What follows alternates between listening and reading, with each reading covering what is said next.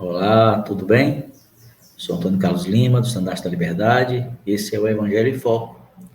Aqui nós tratamos sempre de um ponto do Evangelho, de um ponto da doutrina do Evangelho de Cristo. Bem, eu quero começar fazendo aquele convite de sempre para você. 3 convites, na verdade, não é? Primeiro, se você gostar desse vídeo, deixe o seu like. Isso vai ajudar a que mais pessoas vejam esse vídeo. Ele vai ser entregue para mais pessoas.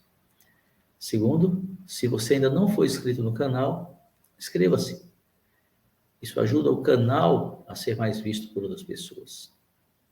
E terceiro, compartilhe esse link agora com seus amigos, familiares, com as pessoas que você gostaria que pudessem ter acesso a esse conteúdo do Evangelho. Bem, são 3 ações simples, rápidas, apenas um toque e gratuitas, mas que ajudam muito a propagar o Evangelho de Jesus Cristo, que é o que queremos, não é verdade? Bom, hoje eu quero falar com você fazendo um convite. Vinde e sigamo-lo. O Salvador Jesus Cristo nos convida. Vem e segue-me. Que convite maravilhoso. O grande Jeová, Senhor do céu e da terra, que venceu o mundo, que expiou por nós com grande sacrifício, nos convida a segui-lo. Talvez muitos pensem ser esse um chamado inatingível ou, no máximo, algo que uns poucos conseguiriam cumprir. Porém, seu convite foi para todos. E porque ele fez o convite, ele pode nos capacitar a atendermos ao seu chamado e nos alcançará com sua graça. Moroni explicou sobre isso ao nos convidar a seguir a Cristo. Ele disse: sim, vinde a Cristo, sede aperfeiçoados nele, e negai-vos a toda iniquidade.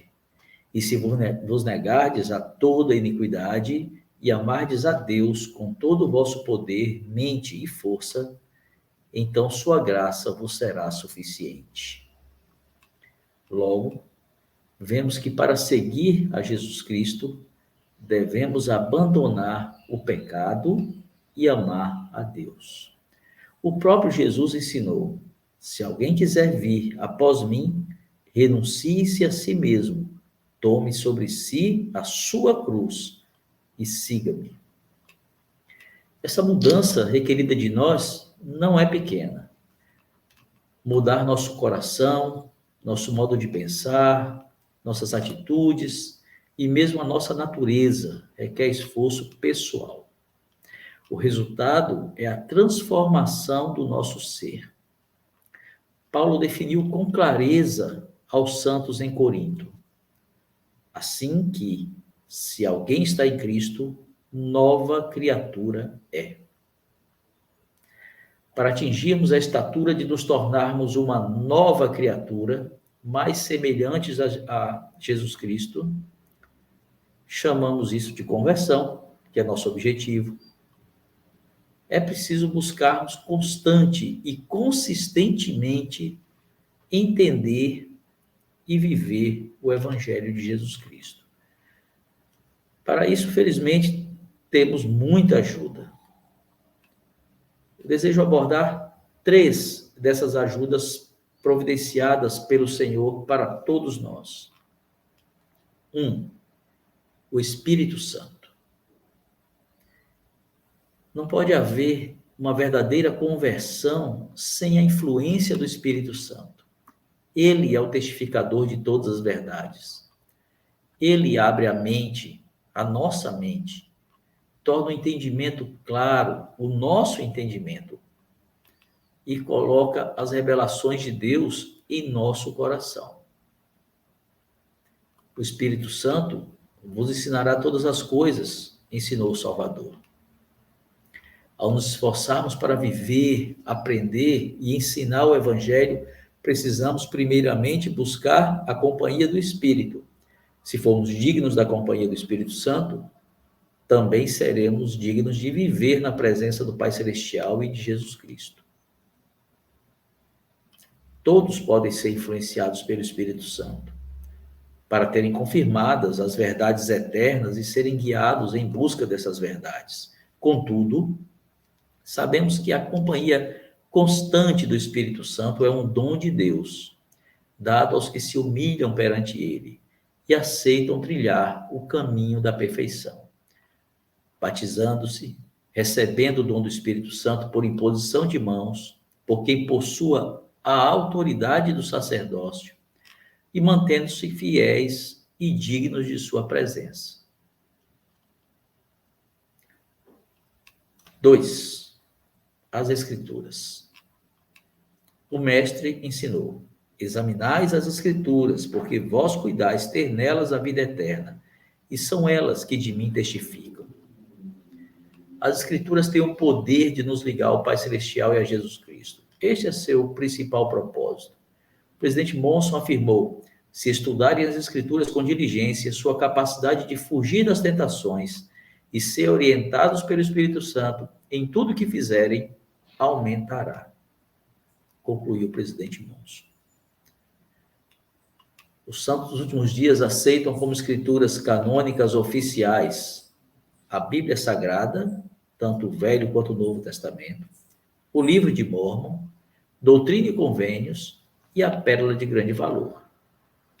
Além das verdades contidas nesses livros sagrados, Deus continua a revelar verdades aos profetas vivos por meio da inspiração do Espírito Santo. Essas verdades são consideradas Escritura. Chegam a nós principalmente na Conferência Geral, realizada no primeiro fim de semana de abril e de outubro, quando os membros da igreja do mundo inteiro ouvem discursos de nosso profeta e de outros líderes da igreja. 3. Os profetas. O Guia para o Estudo das Escrituras define um profeta como pessoa chamada por Deus e que fala em nome dele. O presidente da Igreja de Jesus Cristo dos Santos dos Últimos Dias é o profeta de Deus na terra atualmente. Os membros da primeira presidência e do coro dos 12 apóstolos são apoiados como profetas videntes e reveladores.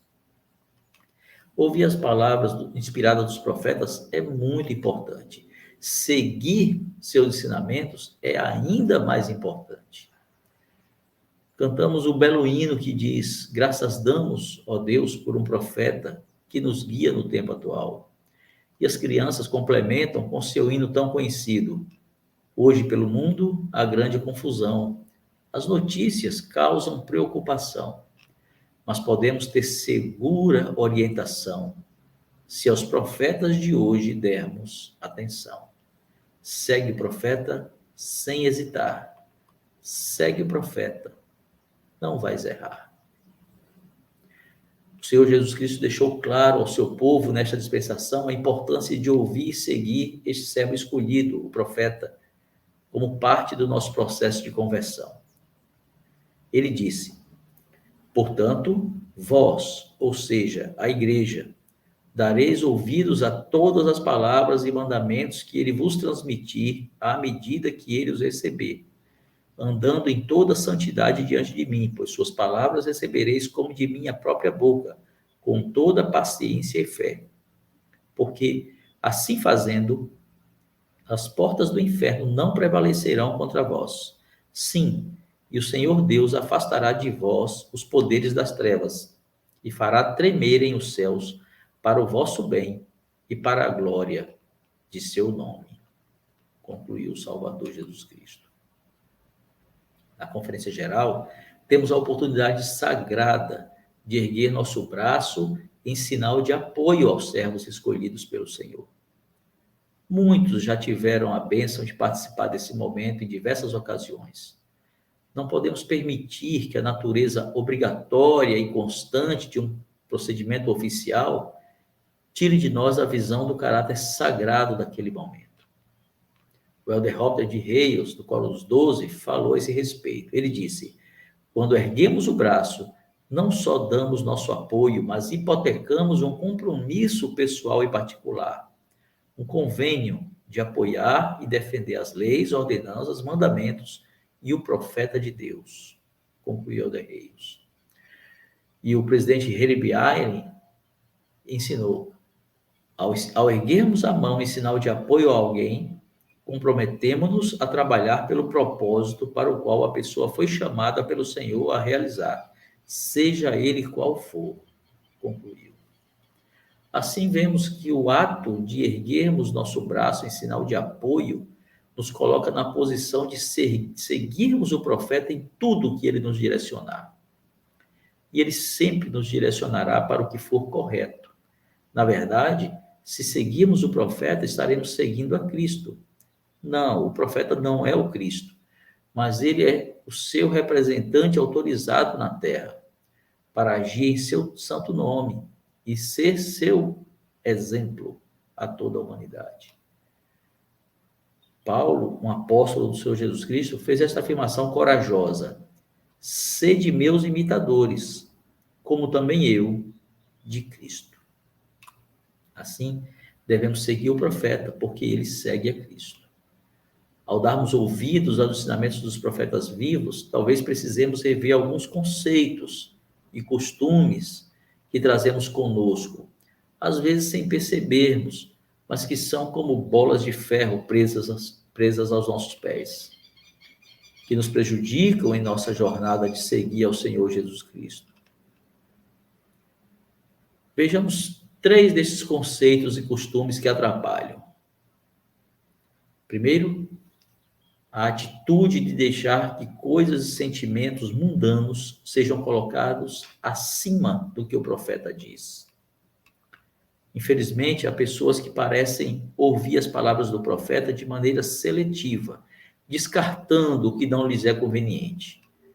Isto pode se dar por pressões sociais, familiares ou financeiras. Guardar a palavra de sabedoria, abster-se da TV no dia do Senhor, ou pagar o dízimo honesto e ofertas generosas, podem parecer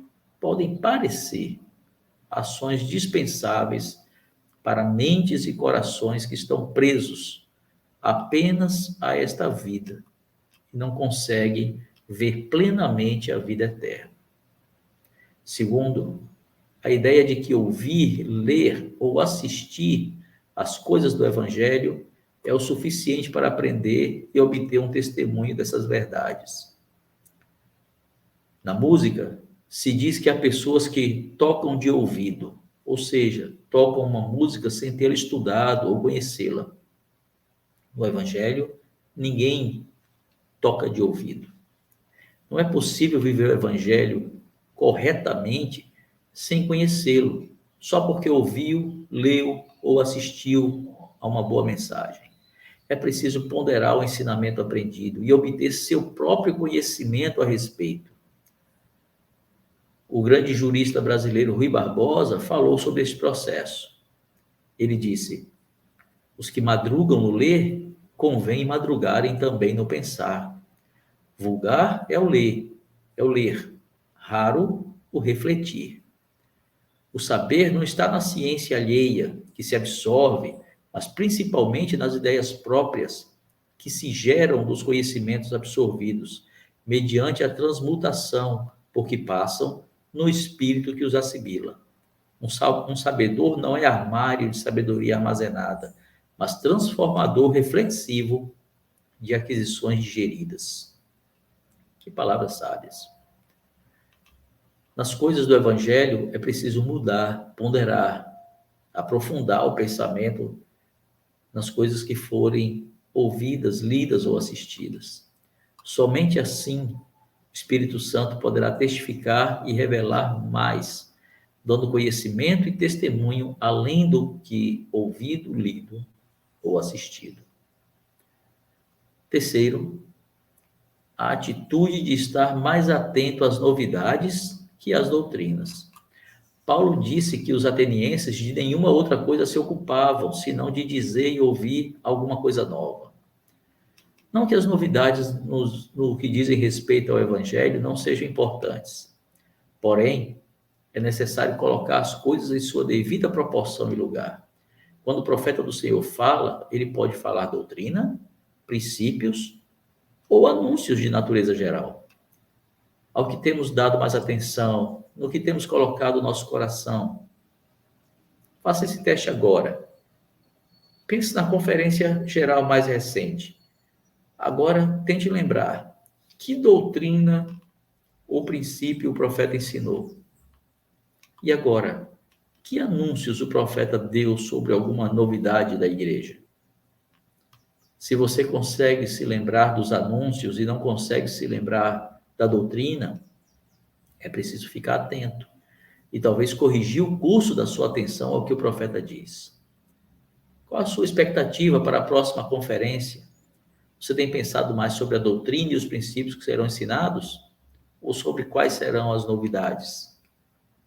Felizmente, já ouvi membros da igreja afirmarem que souberam com certeza sobre a veracidade da igreja, porque um novo livro de estudos foi anunciado, ou porque o horário das reuniões dominicais foi diminuído. Sim, todos ficamos na expectativa sobre onde serão construídos novos templos, mas a mera curiosidade não é e não deve ser o nosso foco, pois não nos dará o testemunho da veracidade da igreja e do profeta. Que possamos estar dispostos a seguir Jesus Cristo, alinhando nossa mente e nosso coração ao Espírito Santo, às Escrituras e aos profetas. Essa é a minha mensagem de hoje. Muito obrigado por sua companhia. Até a próxima quinta-feira com mais um episódio do Evangelho em Foco. Tchau.